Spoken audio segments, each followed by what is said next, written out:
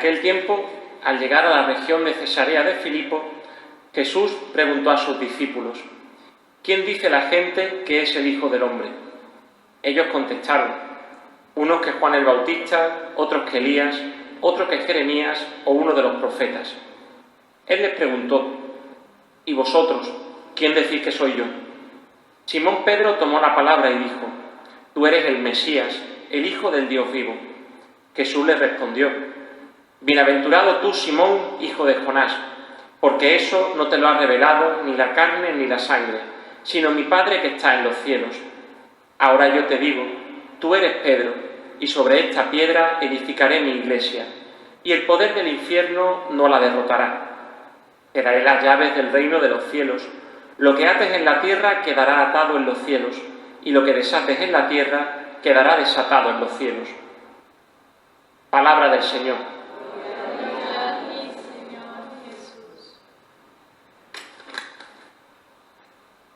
Culminamos hoy pues este trido, ¿no?, a San Pedro, y durante estos 2 primeros días nos hemos estado centrando en lo que son las lecturas del Evangelio, que las que culminamos hoy con este Evangelio pues según San Mateo, en el que podemos relacionar lo que es la misión mesiánica de Jesús con la muerte también de Jesús y sus repercusiones, y ante todo también con la Iglesia.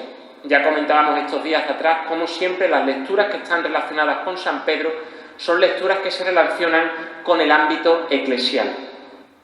Hemos visto hoy cómo Jesús le pregunta, ¿no?, a los discípulos que quién dicen quién es Él.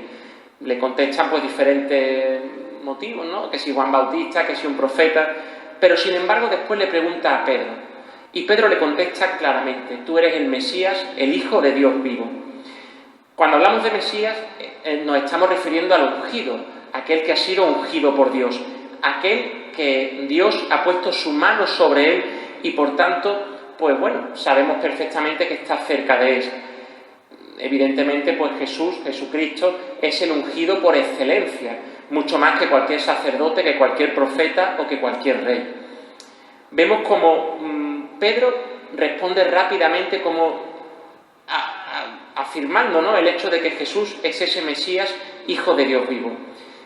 Cuando nosotros leemos, por ejemplo, la Sagrada Escritura, es importante pues que estemos inspirados por el Espíritu para entenderla, de la misma forma que aquel que la ha escrito, que ha sido reconocido como palabra de Dios, ha sido también inspirado por el Señor para escribirla. Pues para reconocer a Jesús como Mesías es exactamente lo mismo. Tiene que haber una inspiración por parte del Espíritu Santo, que fue aquella inspiración que recibió Pedro. Pedro reconoce a Jesús como el Mesías, como el ungido, gracias al Espíritu Santo que pone su mano sobre él. Vemos como Pedro reconoce también a Cristo, lo reconoce como piedra, como llave, ¿no?, como aquel que tiene las llaves, aquel que tiene esas llaves del reino de Dios y aquel que es capaz de atar y desatar. Vemos como ahí le está dando a Pedro pues una preeminencia, ¿no?, en la Iglesia como cabeza. En el Evangelio que hemos proclamado de Mateo hemos visto como, si echamos un vistazo atrás, cómo es un constante de intentar revelar el nombre de Jesucristo. Sin embargo, Jesús siempre aparece muy reacio a eso, a todo el mundo. Cada vez que hace un milagro le deja claro de no se lo digas a nadie. Ve a la ofrenda al templo, pero no digas a nadie quién soy, no digas a nadie que yo he sido el que te ha liberado. Sin embargo, esto pues no siempre sucede así, porque siempre aquel que se ha sentido beneficiado o que ha reconocido al Señor tiene el impulso de llevarlo siempre a los demás y hacerlo presente. Vemos como estas repetidas veces, ¿no?, que Jesús no quiere que se sepa, pues puede ser en cierta medida porque Él quiere que la gente crea en Él, como hablábamos el primer día, desde su libertad.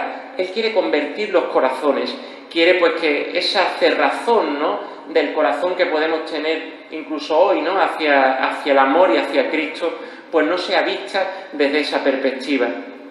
Otras veces, sin embargo, pues recuerden cuando habla de Juan Bautista, ¿no?, y contarle a Juan Bautista que los ciegos ven, que los cojos andan, y dichoso aquel que no se escandalice de mí.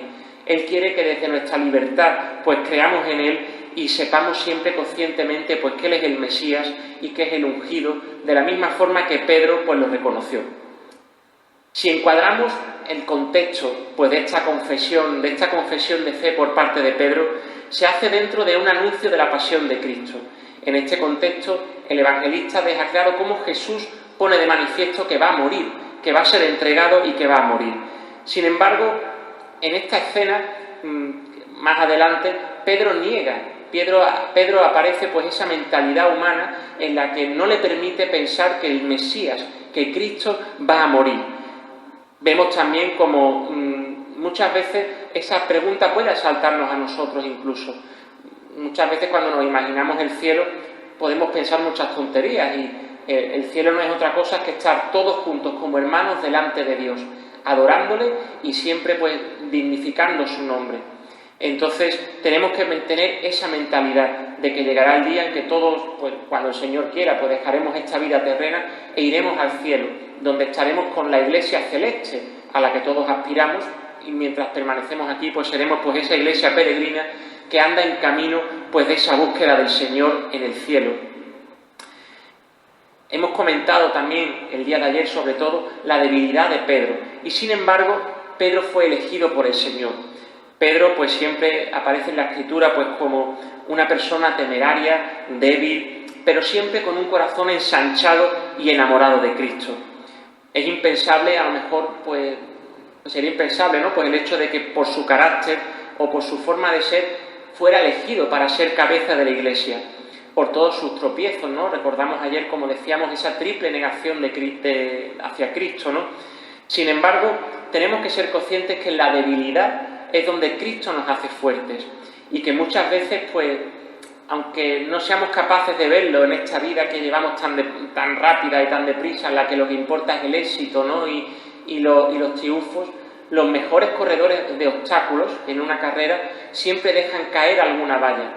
Todos nos equivocamos, todos cometemos errores y tenemos que saber perdonar. De la misma forma que Pedro que Pedro fue perdonado por Cristo y fue acogiendo pues esa misericordia que les preparaba hacia ese camino de ser el que sea la cabeza de la Iglesia.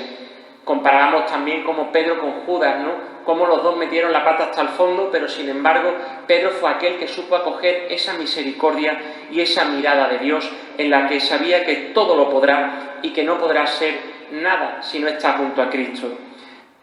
Pedimos hoy, pues, en este tercer día de Triduo, en esta función principal, pues que seamos capaces de acoger ese perdón y esa misericordia de Dios, que sepamos acogernos también a esa cercanía de Cristo, que estará con nosotros en los momentos de dificultad, igual que estuvo con Pedro en esa primera lectura cuando fue liberado de la cárcel, que sepamos acogerle a Él como Mesías, como ungido, que abra nuestro corazón y que nos haga partícipes de Él, de toda su vida, siendo conscientes de que igual de la misma forma que hemos heredado la resurrección, también heredaremos la cruz, que no nos haga temblar el corazón, ¿no? Cada vez que esa cruz llegue y sepamos acogernos a Él de la misma forma que lo hizo San Pedro. Que así sea. Quien pierde su vida por mí, la encontrará, la encontrará, la encontrará.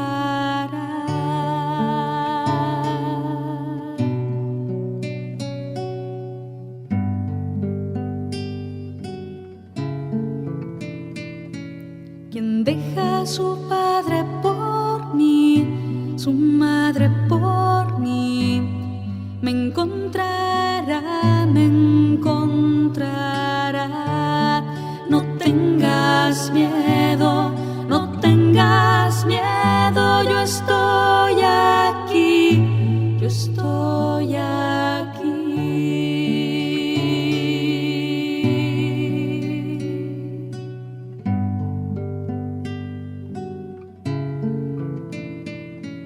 Quien deja su tierra por mí, sus bienes por mí, sus hijos por mí, me encontrará.